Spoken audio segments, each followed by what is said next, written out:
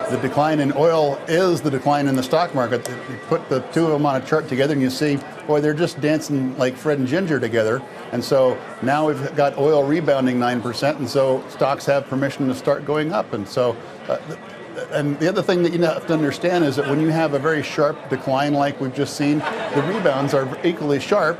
The slope downward is matched by the slope upward, and so you just got to be ready for that.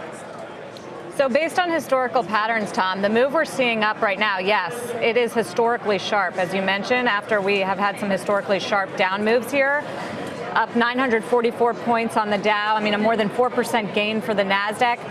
What does it look like to you? Does it look like just a short-term comeback from oversold conditions, or actually the formation of a bottom? It's a deeply oversold condition in what is supposed to be an uptrend. And so it's one of the most oversold conditions we've seen in a long time. I prepared a chart of the summation index. It's an indicator created by my parents back in 1969. It's the most oversold it's been since the 2008 bear market.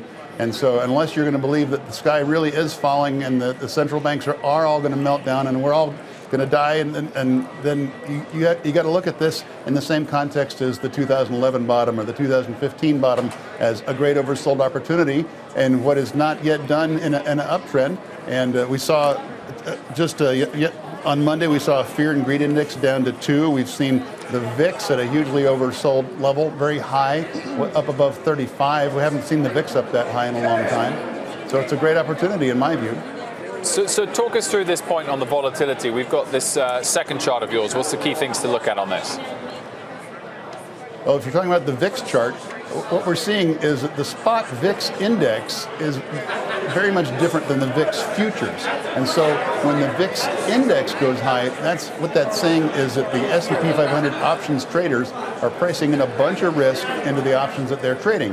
The futures traders who trade the VIX futures are betting on what the VIX is going to be at some future point. So comparing the spot index to the March contract, we're seeing a huge difference.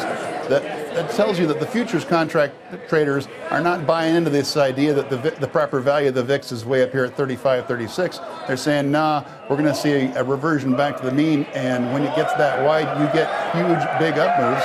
So today is a great down payment on that. It's fun to be long on a day like today. It wasn't fun waiting for today to come around while we were waiting for the oversold condition to matter, but it's fun to be long. And that big spread says there should be more to come.